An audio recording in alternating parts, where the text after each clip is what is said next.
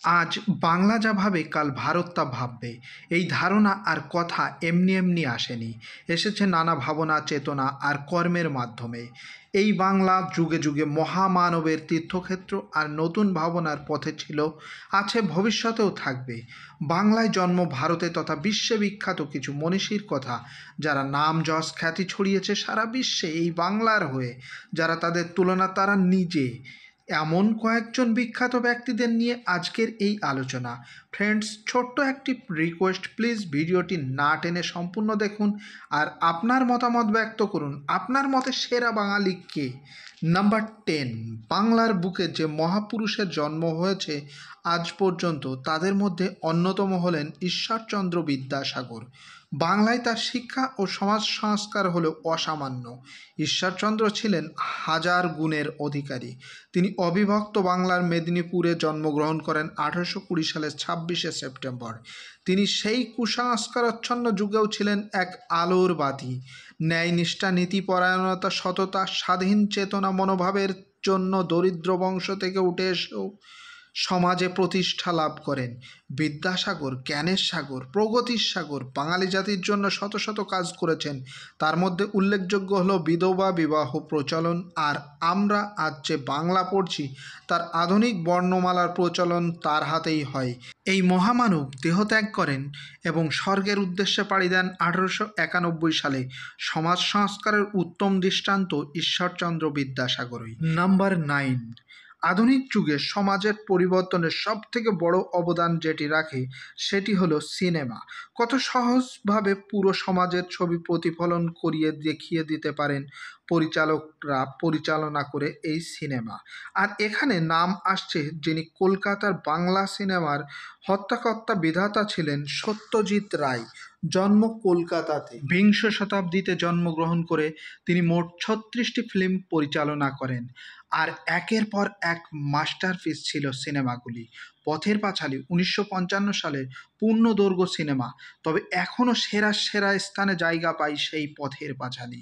তিনি ভারতরত্ন পুরস্কারের সাথে প্রথম ভারতীয় হিসাবে অস্কার পুরস্কার পান। ওনার সিনেমাগুলো সর্বকালের সর্বজয়ী, কালজয়ী আলোড়ন সৃষ্টি করা ভারতীয় ফিল্মের নবজাগরণ ঘটিয়ে চলেছিলেন। আরও পুরস্কার হিসেবে পদ্মভূষণ, পদ্মবিভূষণ, সাথে শুধু পথের পাঁচালীর জন্যে 11টি দেশের সেরা ছবির সম্মান আসে তার ঝুলিতে। নাম্বার 8, গরিবের উন্নতি। আধুনিক বিশ্বে এই এক স্লোগানেই কত শত নেতা তাদের ক্ষমতা ধরে রেখেছেন। ভারত বা বাংলাদেশের স্বাধীনতার শুরুর লগ্ন থেকেই শুরু হয়েছে গরিবি হটাও পরিকল্পনা। তবে সরকার কতদূর পেরেছে বা না পেরেছে তা নিয়ে আলোচনায় না গিয়ে সরকারের সাহায্য নিয়ে বা সুবিধা নিয়ে অনেক অর্থনীতিবিদ বহু মানুষের সমাজে পরিবর্তন এনে দিয়েছেন। তার মধ্যে অন্যতম বাংলাদেশের চট্টগ্রামে জন্ম নেওয়া বাঙালি, যিনি 2006 সালে নোবেল পুরস্কার পেয়ে বাঙালিদের খাতায় আরও একজনের নাম নোবেল জয়ী হিসাবে যোগ করেছেন। তিনি ক্ষুদ্র ঋণ নামক অর্থনৈতিক ব্যবস্থার জনক হিসাবে সমাদৃত। তিনি আর কেউ নন, তিনি ডক্টর মোহাম্মদ ইউনুস। সেরা বাঙালি অর্থনীতিবিদদের সাথে সাথে বিশ্ব খাদ্য পুরস্কার সহ আরও জাতীয় পুরস্কার ও আন্তর্জাতিক বহু পুরস্কারে পুরস্কৃত হয়েছেন। নাম্বার 7, সেরা রাজনীতিবিদ। বাঙালিদের রাজনীতি থাকে সেরাই সেরাই। আমরা সবাই রাজনীতিবিদ। তার মধ্যে থেকে যুগ যুগ ধরে বয়ে চলে আসা রাজনীতিতে যারা সব থেকে ভালো প্রভাব ফেলেছেন তাদের মধ্য থেকে বেছে নেওয়া খুবই কষ্টসাধ্য। তবুও আমার মনে হয় এই জায়গাটি ভারতের 13th রাষ্ট্রপতি সম্মানীয় প্রণব মুখার্জির নামটা করাই যায়। তিনি 2012 থেকে 2017 সাল পর্যন্ত রাষ্ট্রপতি পদে ছিলেন। তাকে ভারতরত্ন পুরস্কারে সম্মানিত করা হয় 2019 সালে। সরকার রত্ন চিনতে ভুল করেনি, তাই তো তাকে ভারতের সর্বোচ্চ স্থানে বসিয়েছিল। ওনার জন্ম হয়েছিল 1935 সালে বীরভূম জেলার মিরাটি গ্রামে, আর রাজনীতিতে পদার্পণ 1969 সালে। সেখান থেকে একেবারে ভারতের সর্বোচ্চ আসনে বসে তারপরে রাজনৈতিক জীবন সম্পন্ন করেন তিনি।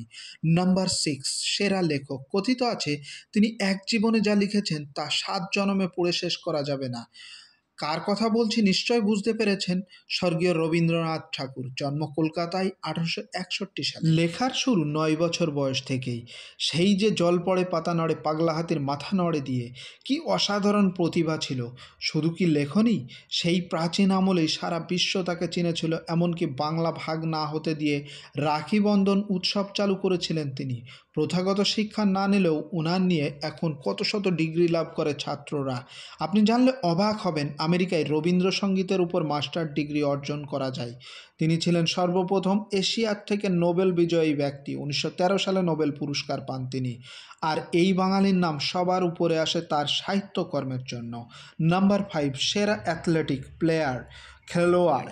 প্রাচীনকাল থেকেই বাংলা এক ঐতিহ্যপূর্ণ জায়গা, আর এখানকার জনগণ খেলা বলতেই যেন সকলেই প্রেমে পড়ে যায় এখনও। জনগণ যে কোনো খেলার কথা প্রচার হলে 8 থেকে 80 সকলেই ছুটে চলে মাঠের উদ্দেশ্যে। তবে সকলের কাছে সেরা খেলা হয়ে দাঁড়িয়েছে বর্তমান ক্রিকেট। আর এই ক্রিকেটের শোভা যে এত বাড়িয়েছেন, সেই জীবন্ত কিংবদন্তি বাঙালির উন্মাদনার দাদাগিরি যাকে নিয়ে, তিনি হলেন সৌরভ গাঙ্গুলী। আর ক্রিকেট প্রেমে কে মজেনি। ব্যাটিং ছিল শিল্প তার কাছে। বামহাতি ব্যাটসম্যানের অফসাইডে যখন বাউন্ডারি মারতেন বা 2 পা এগিয়ে যখন ছক্কা মারতেন, তখন দর্শক শুধু অবাক হতো না, আশ্চর্য হয়েও পড়তো যে এ কেমন খেলা গো বাবা। আর সাথে তার নেতৃত্ব। নেতা হতে হলে এমনটাই হতে হয়। এখনও সেরা ক্যাপ্টেনদের মধ্যে তার নাম জলজল করে ওঠে। নাম্বার 4, সেরা বিজ্ঞানী, সায়েন্টিস্ট। বিজ্ঞানী বলতে চোখের সামনে অনেকেরই নাম উঠে আসে আমাদের।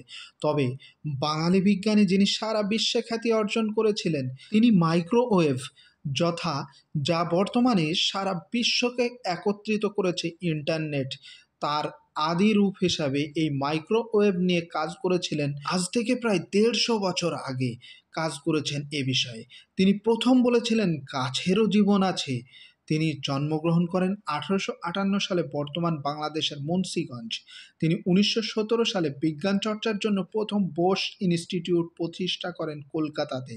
সেই সময়ে তিনি যা বিশ্ববাসীকে আবিষ্কার করে দিয়েছিলেন, তা নিয়েই এখন আরও এগিয়ে চলেছে বিজ্ঞান সাধনা। বিজ্ঞানের যুগ শুরু হওয়ার আগেই আশ্চর্য জগদীশচন্দ্র বসু আমাদের যা করে দেখিয়েছেন, সত্যি আশ্চর্যের ব্যাপার।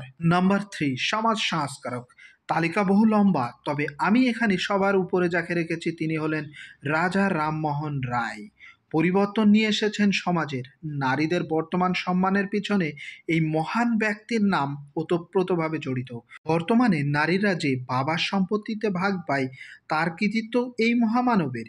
সবথেকে বড় ব্যাপার, নিজে একজন সমাজ সংস্কারক, আর সতীদাহ প্রথা রদ করার অন্যতম কারিগর ছিলেন তিনি। ভাবতে পারছেন, জীবন্ত মানুষকে দগ্ধ করা হতো স্বামী মারা গেলে তার সাথে। হ্যাঁ, তিনি উচ্চশিক্ষিত ছিলেন, লন্ডনে পড়তে গিয়েছিলেন সেই সময়ে, তাই হয়তো এতটা সাহস দেখানোর সাহস পেয়েছিলেন। তাকে ভারতের নবজাগরণের দূত বলা হয়। নাম্বার 2, সেরা স্বাধীনতা সংগ্রামী। অবশ্যই দুটি নাম এখানে বহু চর্চিত, তাই হয়তো একজনকে বেছে নেওয়া খুব কঠিন, তাই দুইজনের আলোচনাই করব আমি। প্রথমজন হলেন বঙ্গবন্ধু, মানে বাংলার বন্ধু, শেখ মুজিবুর রহমান। জন্মগ্রহণ করেন 1920 সালে বর্তমান বাংলাদেশের রাজধানী ঢাকাতে। সেরাদের সেরা হতে হলে এমনই নির্ভীক, স্বাধীন চেতার রাজনীতিবিদ, দূরদৃষ্টি সম্পন্ন মানুষের প্রয়োজন। তিনি ভারত বিভাগের সমকালীনই চেতনার দৃষ্টিতে বুঝতে পারেন পূর্ব পাকিস্তান কোনো সমস্যার সমাধান নয়, অর্থাৎ পাকিস্তান হিসাবে বেশি দিন থাকা যাবে না। তাই তো বাংলাদেশের স্বাধীনতার জন্য ঝাঁপিয়ে পড়েছিলেন তিনি এবং তার অনুগামীরা। 1971 সালে স্বাধীন করেন বাংলাদেশকে। স্বাধীন হওয়ার পরে দেশটির প্রথম রাষ্ট্রপতিও তিনি হন। তবে এই বীর যোদ্ধার শেষ পরিণতি সত্যিই ভয়াবহ এক দুর্ঘটনার সাক্ষী হয়ে গিয়েছে। আমার আপনার মতো বহু বাঙালির মনে এই প্রশ্নের চিহ্ন রেখে দিয়ে গিয়েছে এই দুর্ঘটনার কথাকে। নাম্বার 1, স্বাধীনতা সংগ্রামী যার নাম, ছবি বা আলোচনা যেখানেই দেখা যায় আমাদের মনের মাঝে এক শিহরণ জাগিয়ে তোলে। বীর বিপ্লবী স্বাধীনতা সংগ্রামী, যিনি ভারতকে স্বাধীন করার জন্যেই হয়তো ধরতিতে জন্মগ্রহণ করেছিলেন, বিশ্বে আবির্ভাব হয়েছিল তার। তিনি আর কেউ নয়, আমাদের সকলের হৃদয়ে জায়গা করে নেওয়া অসীম সাহসী দেশপ্রেমিক নেতাজি সুভাষচন্দ্র বোস।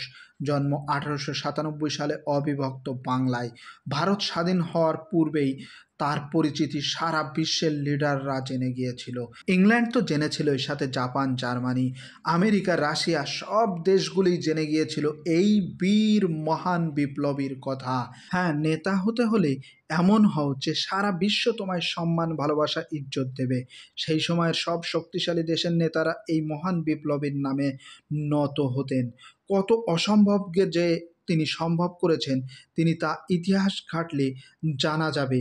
তিনি মহাপুরুষ, তাই হয়তো আমাদের মনে চির অমর হয়ে রয়ে যাবে, আর আমরা চিরকাল স্মরণ করে যাব তাকে। ফ্রেন্ডস, এই হলো আমার সেরা 10 বাঙালি। আপনার মতে যদি কোনো পরিবর্তন থাকে এই 10-এ, তাহলে অবশ্যই কমেন্ট বক্সে কমেন্ট করে জানান। ভিডিও ভালো লাগলে প্লিজ একটি লাইক করে দেবেন, শেয়ার উইথ ইয়োর প্রিয়জন। Thank you for watching my video.